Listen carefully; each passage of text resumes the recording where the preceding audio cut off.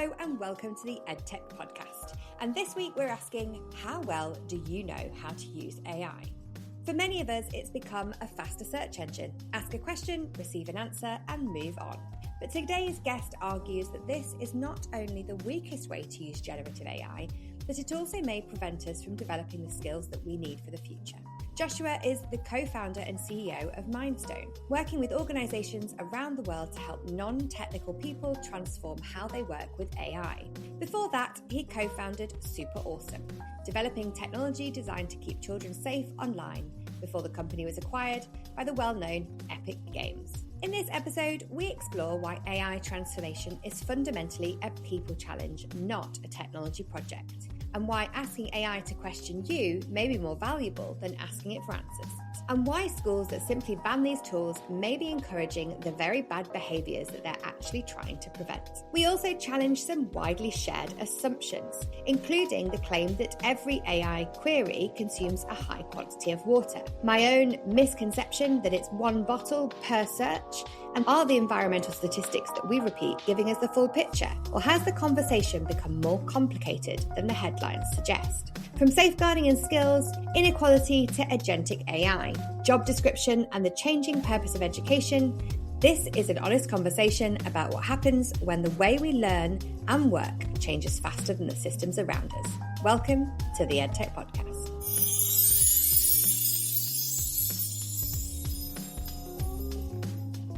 Hello and welcome, Joshua, to the EdTech Podcast. It is a delight to have you here. We're going to be talking today a lot about AI, but please do tell our international audience and listeners a little bit about who you are, please. Yes, so I am Josh. I'm co-founder and CEO at Mindstone, and we do AI transformation for mostly non-technical people. Some of the biggest companies in the world: Home Depot, Hyatt, Delta Airlines, Pearson, Fortnum Mason, across the board. And we help people understand how they can use generative AI, so ChatGPT, Claude, Copilot, in their job on a daily basis so that they can do either more or better work in less time. Incredible, which everybody must love to hear, right? Right now, it does seem like it, yes. Amazing. And so just to backtrack a little bit, tell us a bit about some of the things that you've done before this, because I know you've got an absolute wealth of experience, especially with startups and companies and innovation generally. How did you get to this point? Well, so I'm originally Dutch, did about 13 years there, then moved to Switzerland, and I've been in London for about 16 years now. Started my first company when I was 16, basically building, at the time, websites, not really apps, for friends of my parents and then friends of their friends. And that grew into 30 high school students building apps for private banks across Geneva, which was an interesting time of my life. I was the very awkward high school student turning up in a suit at high school because I had a meeting in a bank right after or something, which didn't make me the most popular person at high school for sure. Wow. I mean, I bet looking back, though, people are probably a bit more like, I really wish I'd been more like Joshua. It was fun. It was definitely character building. And so then I moved, when I moved to London, started another company, a company called Targets, which actually went nowhere, but it was every buzzword in a single sentence. So we were doing location-based real-time community marketplace. Wow. I know every buzzword you could think of in a single sentence. So the idea was that you two different people in the same place at the same time that are looking for complementary things. Could you match them together? So two people at the same Starbucks, like one looking for a laptop, another selling a secondhand laptop. Like, can you match them? Yeah. We learned the hard lesson. We had some investment.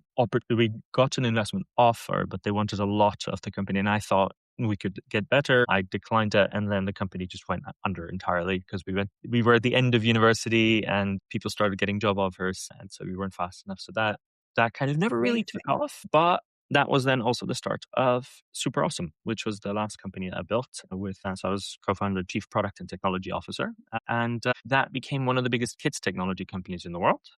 Yeah. So we built a whole bunch of tech to keep kids safe online. So there's two kind of big elements to it. One was, if there are ads in games, how do you make sure that the data of kids is not being collected? And how do you make sure that if there are ads, these are ads that are appropriate to the kids that are actually in the game. So we Mm. were working with like Disney and Lego, Hasbro, Mattel, every kid's brand you can think of. And on the other side, we also built all of the kind of verified parental consent stack. So I think basically any app today that you would use that is for under 13s that would ask for parental permission, that will go through our tech in one way or another. It was ultimately acquired by Epic Games, the creators of Fortnite.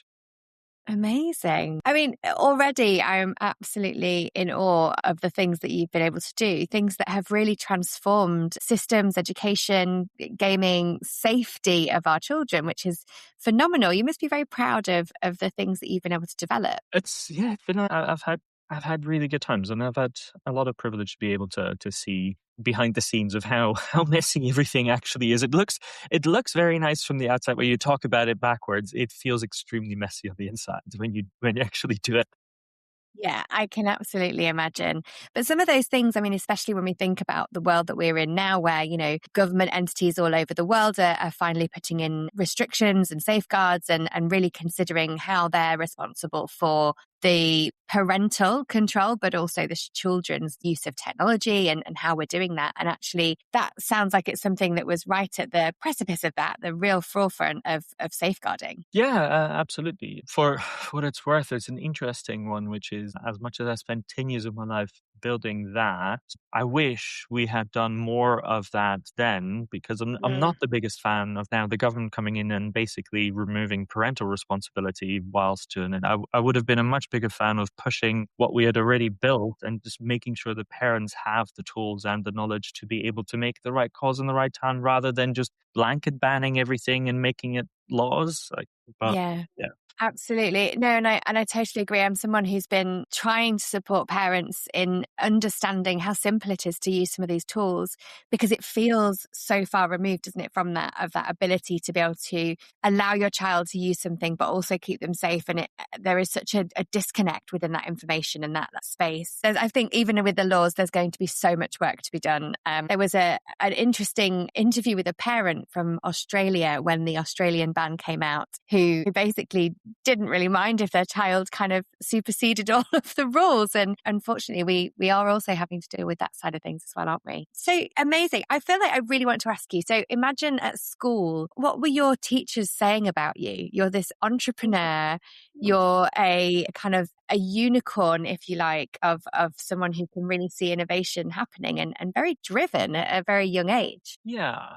So I guess it depends on when they would have asked, because this, like the entrepreneurial bit became more apparent. I guess it was fairly early. I actually forgot. I had a paper route at when I was 12 in the Netherlands. So that was I guess a starting point. I always had a lot of energy, so a lot of sports, and I was definitely not the easy child in the classroom. So I was both ends of the spectrum, I think, which is when I always had the questions, but I would also not be satisfied if the answer didn't make sense.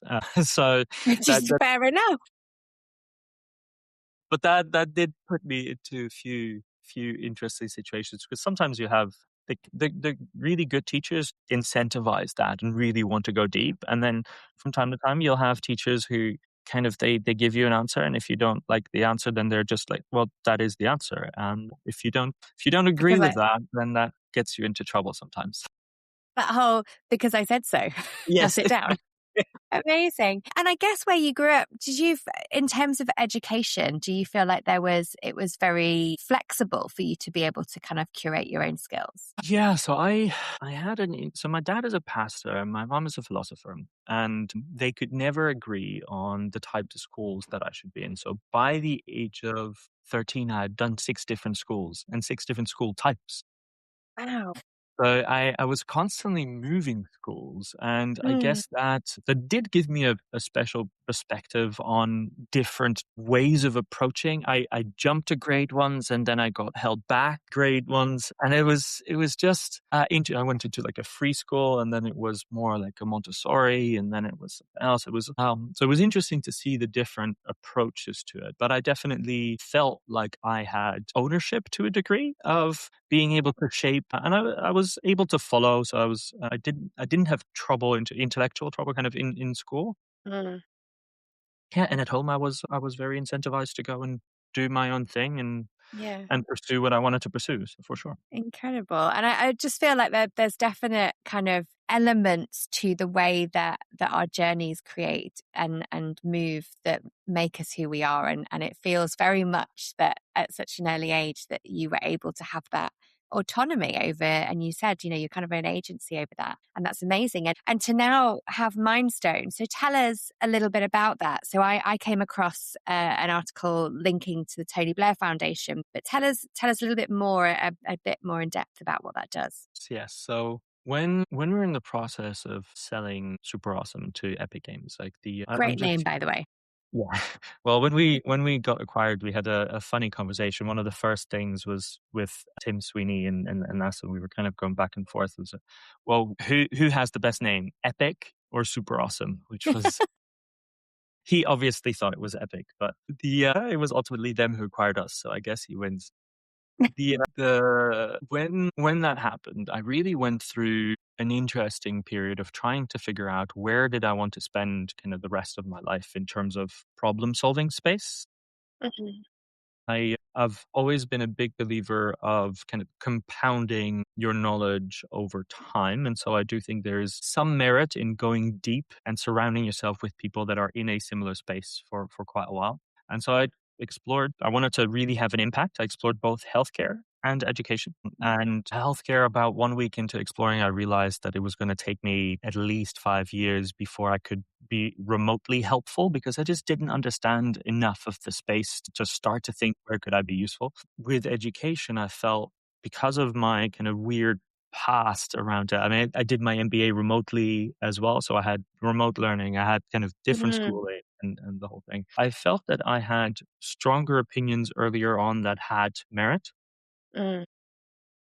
And so decided that education in general was probably the space I wanted to spend more time in. And then, started Mindstone on initially kind of three big pillars. One was I read a book called How We Learn by Benedict Carey, which was really about what do we know about how the brain works and how that relates to what we retain, how we learn, and how little people actually are aware of it. And so that was the actual starting point. It's like, wait, we know all these things about how we learn. Nobody else seems to, or very few other people seem to actually learn it or apply it. Well, Mm. that there is a business to be created here. I was talking about it as information arbitrage at the time. It's like, wait, if you know something and nobody else does, then you can bridge the gap. Yeah.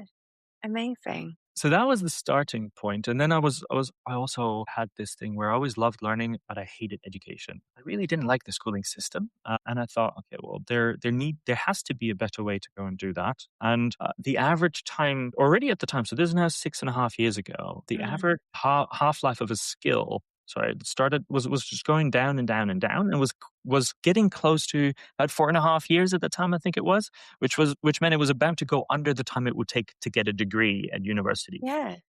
And it was like, okay, well, if the half-life of a skill is under the time it takes to get a degree, then why are you getting a degree? Getting a degree.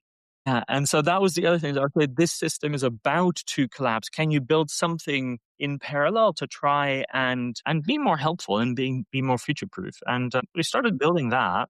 And then 3 years in, ChatGPT happened. Yeah. So everything in relation to learning suddenly changed, both in terms of what you could build, but even more importantly, in relation to the skills that would even be relevant in the future. And I think we are going through, from that perspective, probably the most fundamental shift that we have gone through in hundreds of years in relation to the skills that will be valued in the future. And so we just decided to focus the entire company on helping people understand how to use this technology, understand how to relate to this technology in their lives, in their work.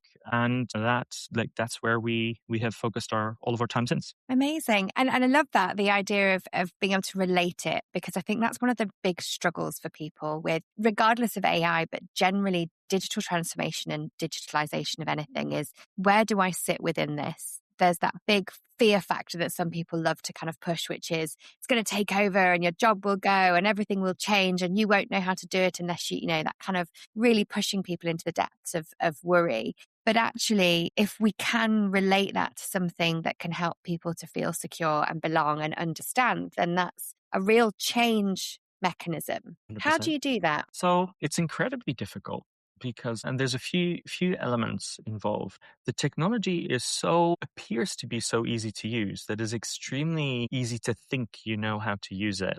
And it's one of the biggest problems because the amount of people that go around say really know how to use the technology because they use it multiple times a day is fairly staggering. The number of people that actually know how to use it is literally less than 1% at this point, I would say. And I'm probably still being generous there. Now, that most of this is due to the fact that the technology itself is not actually the thing that helps you get to the behavior change. You have to change the way that you approach a problem or the way that you approach a particular task. And if all you're doing is executing the task in the same way you always have and trying to shoehorn AI in there one way or another, you just never get to the actual return or the value that AI can offer in the first place. It's kind of like, imagine you are two people working on a problem, but you don't change the way that you approach the task as if you are the only person working on it. You're not going to get any value out of the collaboration. Yeah. You're approaching the task as if you're the only one doing it. And that is something that is really difficult for people. I mean, in many cases, you're trying to undo 20, 30, 40 years of habits. And so there's a few things that we start with, but a few techniques or a few small things, once you know about them, really change the way that you think about the technology. And so it's kind of the starting point. So one of the biggest ones is everyone right now, or most people right now, would use generative AI almost as a search engine replacement. A lot of people going around, yeah, I know how to use ChatGPT. It's basically replaced my Google usage. And Yes. okay, well, that to us then means, okay, that means you don't know how to use AI. Because if you're using it as a search replacement, it's actually the worst use Yeah, of. the worst. Yeah, And you should. also the most unsustainable. My fear every time someone said that to me, I'm like, do you know how much water it uses for you to ask it that question? And you could have just used Google and it would have still used AI in a very clever way, but it would have been less energy. Yeah, so I would like to address the energy and water usage question for a second, because that is right now quite a bit of misinformation, actually. Is it? Yeah, so a single almond, the production of a single almond would get you about 30,000 queries on ChatGPT. So if we're talking about actual water usage, let's make sure every time someone eats an almond somewhere, we realize that is 30,000 queries that you can go and do on ChatGPT. So we have to be fairly clear about what it means. And then at the same time, at an energy level, the energy usage is definitely increasing. But the entire world's data centers combined are less than 2% of the world's energy. And that includes AI, which is less than 10% of that. So Wow. let's also be clear that we're Yeah. talking about energy increase that's exploding, but it's less than 1%. It's less than 0.5% of the world's Wow. energy. Yeah? So when we talk about the energy in that way, it is absolutely increasing. And so if we talk about, hey, what is the trend and where do we go in 10 years from now, we really have to kind of watch out and make sure that we plan for that. But to talk about how right now it's consuming that much energy, that is not quite true either. I see. So that was interesting because I was told that by somebody who lives very close to one of the Google data centers who has power cuts when they do their updates because of the amount of energy it draws from the grid. I'm also really intrigued now how much water it takes to grow an almond. I know. It's one of those things. Yeah.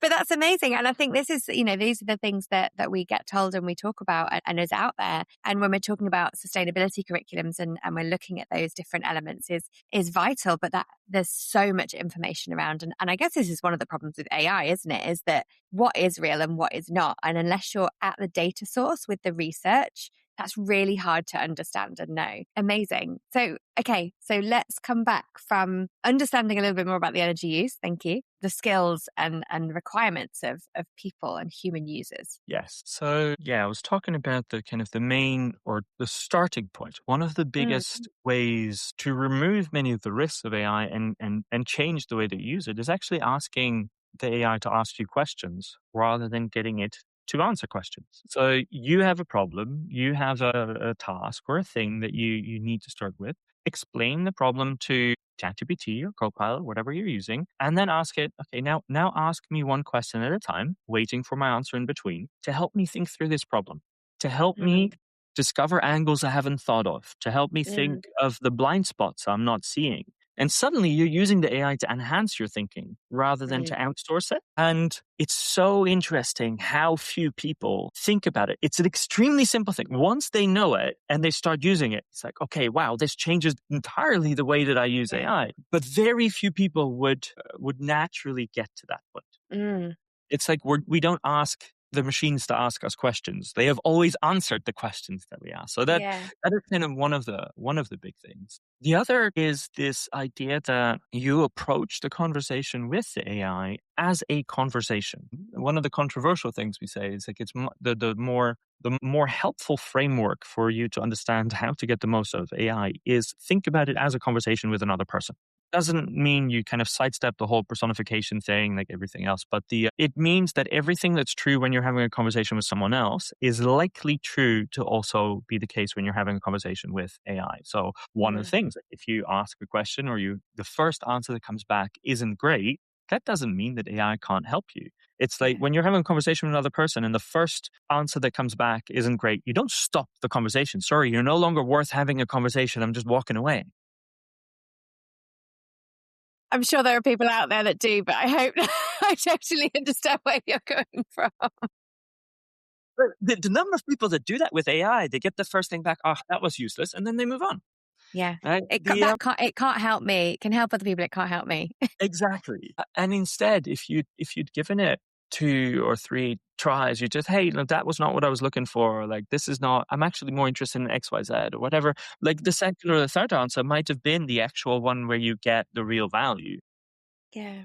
So those 2 bits already change fundamentally how, like once people get those 2, you're on a path now to start to explore much more. And then you can start to layer in everything else, all the way to when you start to think about kind of agentic AI and the AI can start to action things for you and stuff like that. But that it is a journey because it's hard again to change your habits and to understand just how far you can push the AI and how you do it. There is a bit of building up your system over time, similar to, and very few people can relate to it, but there is an existing paradigm when you have like a really great chief of staff. Some people have chiefs of staff that they work with for years and years and years. Once a great chief of staff has all of your context, they know your personal lives, your professional life, they know how you make decisions, what you like, what you don't like.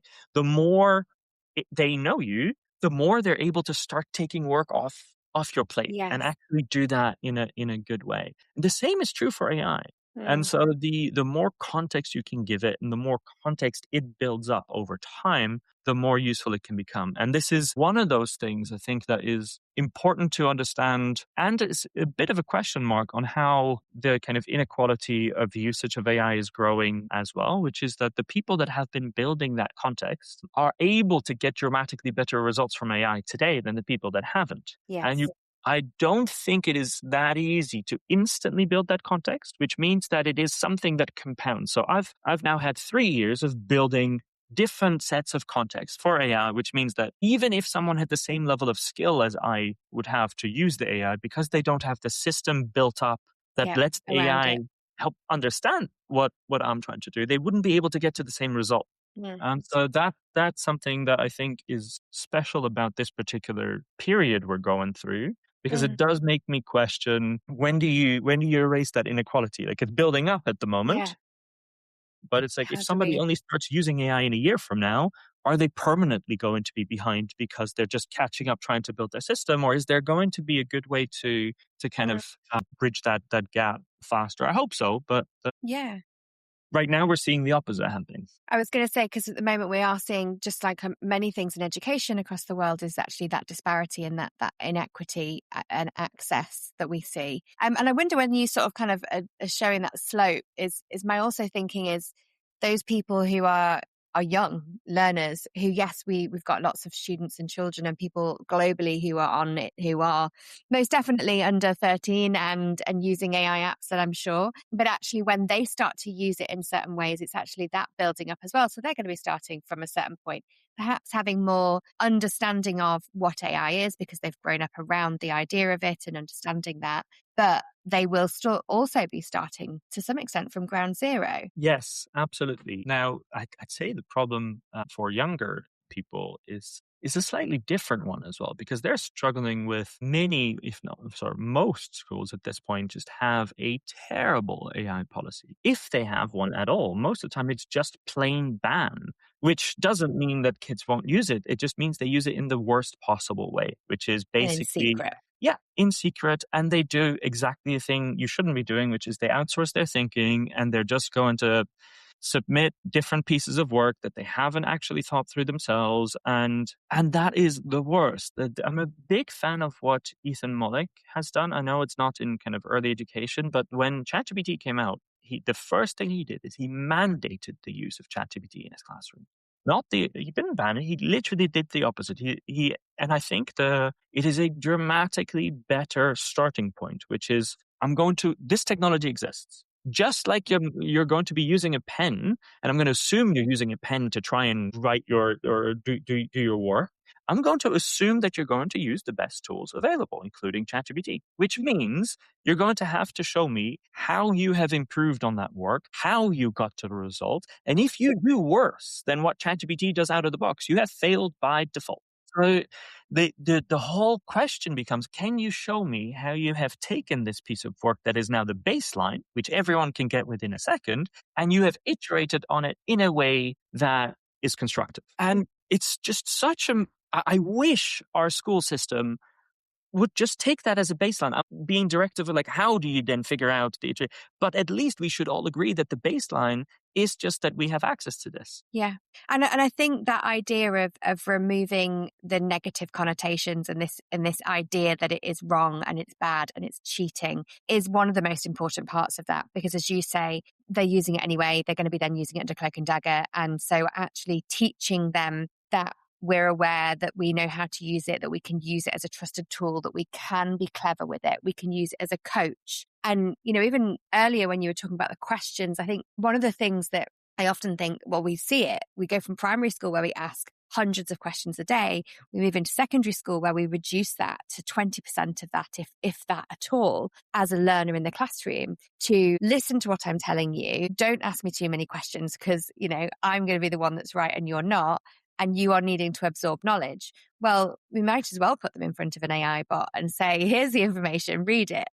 In some respects, that coach, that ability, and we are seeing some really innovative schools saying, use it as a coach. It's going to ask you questions. It's going to draw things out from you. It's going to try and challenge you, is a much better way of developing and thinking and helping our young learners become critical and become human-centered users of technology. And that's really, I couldn't agree more, is where we need to go with it. And actually that allowing, and many schools, as you say, that I think blanket ban of anything is never a good idea because it doesn't instill the right messages, but we need to upskill everybody. And you mentioned at the beginning, upskilling and kind of integrating. How does this help you work better, smarter, faster? So how do you do that at Mindstone? What's the process of helping companies, helping education institutes do that? So we think about transformation as including many different aspects. One of the things I've had to change my mind on recently. So when we started Mindstone, I really thought, because as I said, I always loved learning myself, I thought our goal or our task was to light a fire, get everyone to really love learning. Because if everyone loved learning, then that would be easy, right? It was a very idealistic way of looking at things. As I saw everything unfold currently, what is happening with AI, I did end up changing my mind as we built Mindstone, just because not everybody loves learning. Doesn't mean they shouldn't do it. Everyone has to do it in one way or another, but it's totally fine for some people to not enjoy it, not enjoy the uncomfortable process of having to modify how your brain works, how you act in different ways. And so when we do this, we really look at the full transformation picture. We often start with the executive team first. Actually, almost always, because right now, the people that are in charge are just as clueless about this as the people that aren't. And the problem is they think for most changes in technology today, actually almost everything up until today, with the exception maybe of the introduction of the computer, the executives would delegate how this new technology would be implemented throughout the organization. So it often at the moment sits on the desk of the chief technology officer because it is tech. The first thing we do is we do a session with the executives where we help them understand how they should use the technology themselves. Because it is a knowledge enhancer or knowledge work enhancer to a degree. If there's anyone in the company that has a huge lever on every decision they make, it's them. And so they should be the first users of it. And if they don't, it sets a message to everybody else. And it also means that they're approaching it in the wrong way. So the first task that we kind of set ourselves is that the responsibility of rolling out AI needs to move from the chief technology officer to the chief people officer. Right. Because it is a people problem. It is not a technology problem. And again, why is it so easy for people to think they know how to use the technology? Because the technology used, rolling it out and getting people to write a message in a text box is not hard. The hard bit is the change management, is the people changing the way that they work, the way that they go about particular tasks. So we start with executives. Once they understand how this technology and why this technology is so different, then we start to work with the rest of the organization. And in our case, we kind of built a hybrid approach. We do live cohorts. And this is mostly because, we try to do entirely asynchronous, kind of just everyone self-learns. The software engineer in me and the company builder in me was like, well, that will scale infinitely. So why don't we just do that? Didn't get any impact. If it's just people looking at a screen, it seems people just don't get it. Like that's why when people go through a Coursera or a LinkedIn learning course, like it's great. Maybe you get the completion rate, and that's even one thing, but nobody actually absorbs the skills. They don't actually change the way that they work. So we have one element, which is we do these live demos combined with a learning platform that is entirely personalized to each individual. So the idea is the live demos are trying to convince people that it's real. We're going to just show you how you can use this technology. Sometimes a live demo fails, but that's actually the interesting bit. When we fail with the live demos, it tends to have a bigger impact, a positive impact. Yeah. Rather than when the live demo is all slick and everything goes right, because people are like, something, I'm being tricked here. It's not this easy. The live demo is so important because there's a whole narrative at the moment about, is AI hype or not? Can it do the thing? You've got a whole people thinking there's snake oil salesmen going around and saying it can do everything, which to a degree is true. There's lots of people saying it can do everything. But the live demo is kind of one piece. And then you have, if you're convinced, okay, now maybe there's a bit more to this than I thought, and then you get an actual practical application that you can directly apply in your job today. And it's relevant to you. It's based on your context, your role, your work. That is when the penny drops. And then once they've got that first step, then it becomes about, can we sustain momentum? Right? So can there be a heartbeat throughout the organization where as you do work, you have enough signals on a daily basis that just reminds you of, wait, maybe I should think about how AI could help me with this thing. And then once you've got the ball rolling, then the rest will come, so long as you keep the heartbeat alive. Amazing. And do you find that in organizations, it's that very classic kind of, the first kind of cohorts of people are very enthusiastic and they're going to embed and they're really spearheading it. And then you do have your sort of laggards who are trailing behind and still very cautious at the end of all those sessions? Yes, it does exist, but you can temper that. So we do a lot of work. And part of the beauty of kind of live cohorts is we will select a few champions in the cohort whose responsibility it is to shout out the big wins and help the laggards not become too laggard. And so every week they will get like a report on how things are going and where they should put their attention. We definitely do see it in big corporate where people are just, when the organization allows for a space to actually properly lean back and just not engage, there are people that choose that option. We do also see the complete opposite. We've seen companies, hundreds of people at a time now, who just jump in with both feet and like the entire organization starts using it. When you see enough examples around you of people who are getting the real wins, who are actually getting many hours a week back, who finally are getting to work on the things they always wanted to dedicate time to, but the admin work came in between that. It is when when used in the right way, it truly can help you do much better work and work that you might enjoy doing more than before. Yeah. And it leaves that opportunity for the things that you really enjoy doing more. I think that's, for me, is the bit that I really love, especially as a kind of independent business person. I like the fact that I can offset the things that I don't enjoy as much to be able to be quicker with those so that I can spend more time on those bits of my job that I absolutely love. And I guess that is a real win for people in terms of change, is if they see that, that's a real positive, isn't it? And so if we come back to some of the work that you did previously with SuperAwesome, the idea of the safeguarding, the child safety, and how are we seeing that? You know, we've spoken a little bit about people thinking they know how to use AI, but actually a lot of that isn't necessarily true. When we're looking at our younger people and we are putting a lot of information, again, you've spoken quite a lot about the idea of we have to tell it and feed it a lot for it to know and understand us, to be that person that can support us. Where's the knife edge on this? Yeah, it's actually a really, really good question. I don't want to stand here saying that I've got the perfect answer. There are a few things to think about. For me, the framework that has helped me most when I think through these questions is to try and put this back to what we know. So it's not like we've had children in the physical world for a very, very long time. And parents have started, and even as society, I'd say there are norms that we have developed that we are okay with, where at some point you're happy to let your kid play outside, maybe in your field of view, depending on where you live. If they can go just outside and there's no street, like something like that. And then at some point, you start to be comfortable leaving them with somebody else, and you might not see anything. You don't know what's happened. Now it's somebody else's responsibility to a degree. At some point, you start to let them walk to school themselves, but you want to make sure that you know that they arrived. And like we have all of these things that we kind of build up. And I think what we need to get to is a clear set of guidelines of letting a parent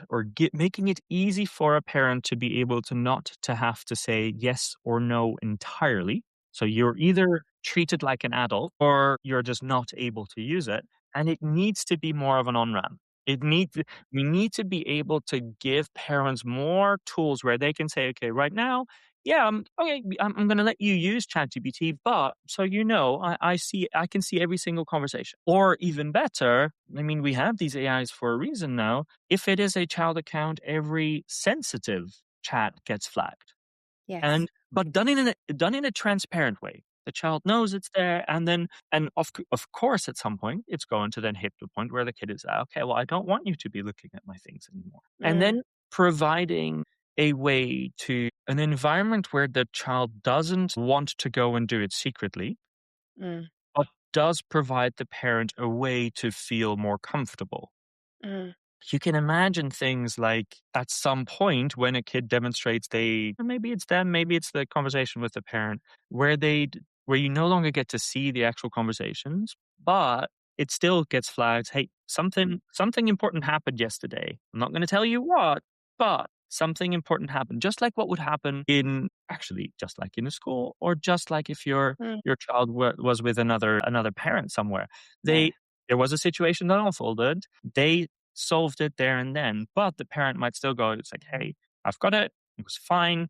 Nothing to worry about. But just if they're a little bit on it, there you go. So it's about providing that on-ramp. And I think that is so important, because as society, I really think we're getting this wrong at the moment, where we are too often, we're creating this environment where kids are not actually exposed to reality in any way.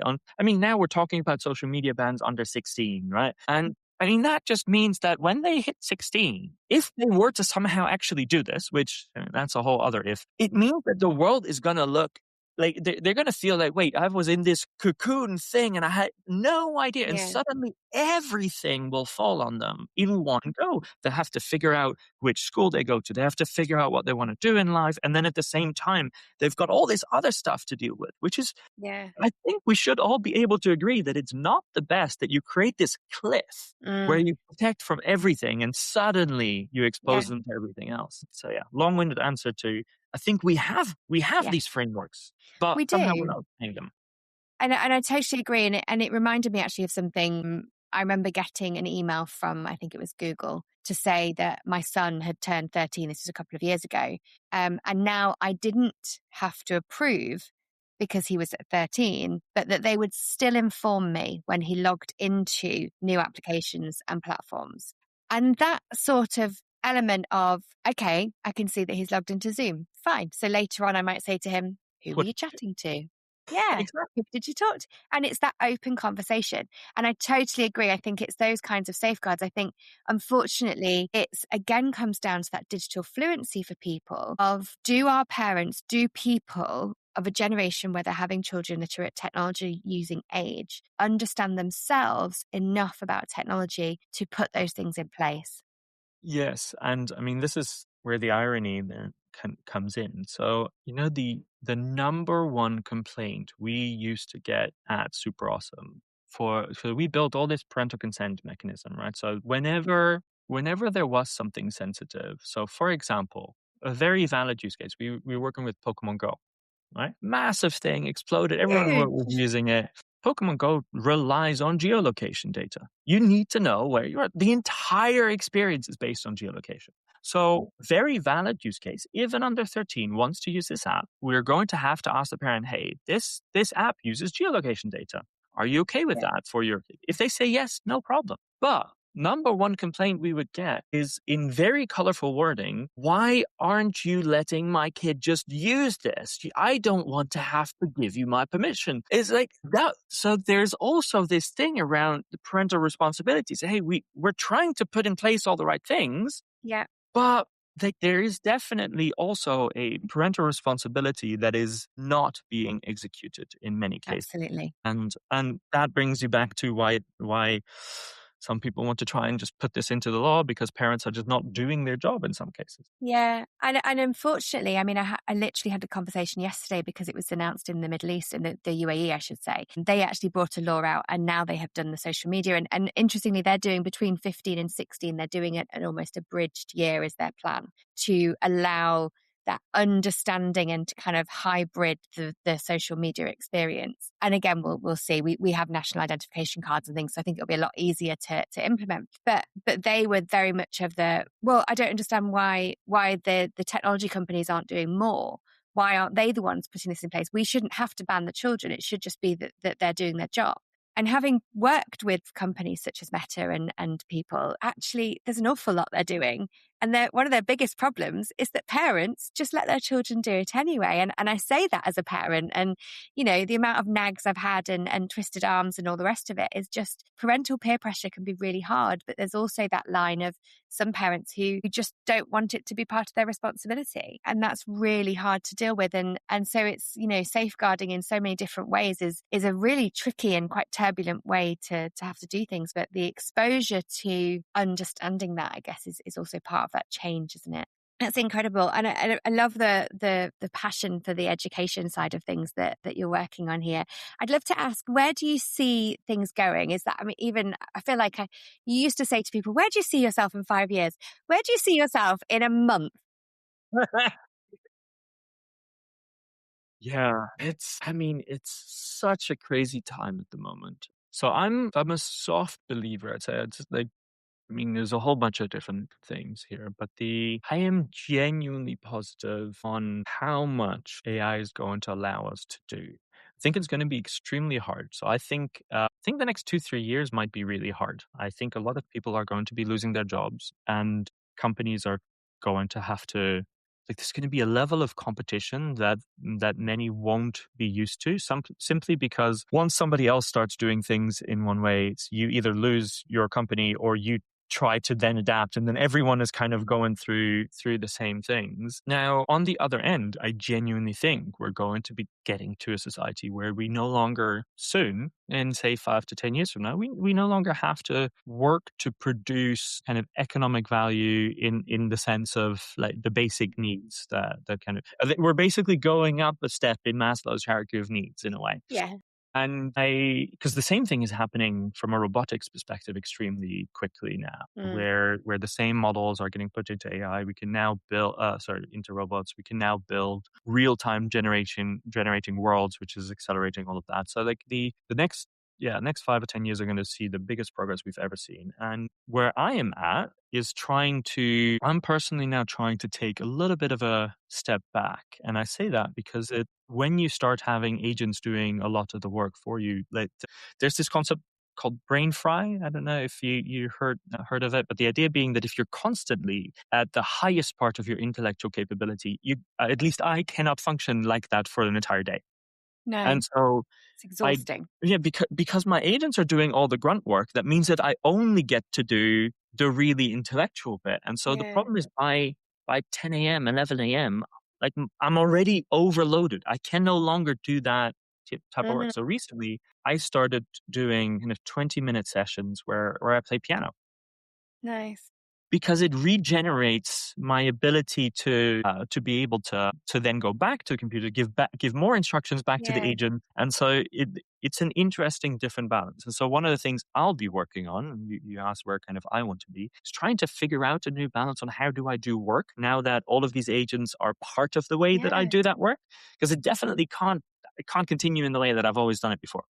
No, absolutely. And it makes a lot of sense. And I think that's a lot of what I've heard is this idea of, it comes back to that being more human, is people enjoying life more, having that time back to spend with family, go for a walk, exercise, pick up a hobby, learn a language, play an instrument, those sorts of things and what a joy that something can give that to us. Those things that some people wait until they retire to be able to do again. Actually, no, it's part of being a human being and living and enjoying life is, yes, working. Work is not everything. And actually, there are some really special moments that we can maybe draw out of that. I love that. Fantastic. It was been absolutely wonderful speaking to you, Josh. Thank you so much for your time. If anybody wants to know any more about your company, we'll be putting everything into the show notes for them and sharing them. And one to watch. We will be watching this space with all of your change and information over the next coming months and years. Thank you. Thank you very much for having me.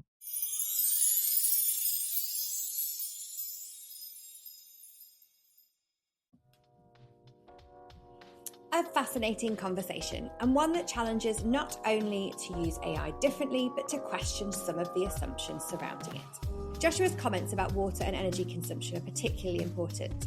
There are genuine environmental concerns connected with the rapid expansion of AI and data centres, but dramatic statistics can quickly lose their context as they're repeated. A bigger lesson that sustainability's conversation must be evidence-led, transparent and open to scrutiny, not just driven by a single headline or comparison. I know that's definitely something that I've learned today.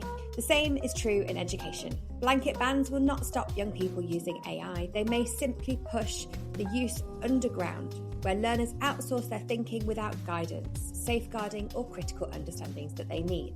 And perhaps a better question is not how do we stop people using AI, but how do we help them to use it to think more deeply?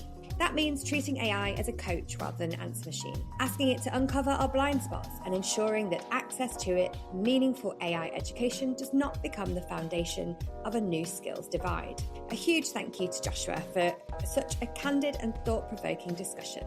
You can find out more about Mindstone through the links in the show notes. And as always, thank you for listening to the EdTech Podcast. Please follow, share, and join us again for another conversation exploring the future of education and technology.